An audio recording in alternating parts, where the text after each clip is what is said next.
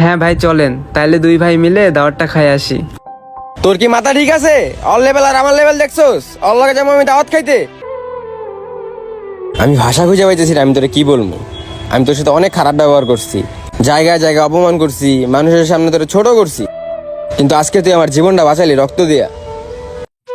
কিরে ইপ্তি, অনেকদিন এসে ঘুরতে যাই না, ল কোনো জায়গাতে ঘুরে আহি। হ্যাঁ ঠিকই বলছস, অনেকদিন ধরে ঘুরতে যাওয়া হয় না কোনো জায়গায়, চল ঘুরতে যাই কোনো জায়গায়। হ্যাঁ ল যাই, কক্সবাজার যাই।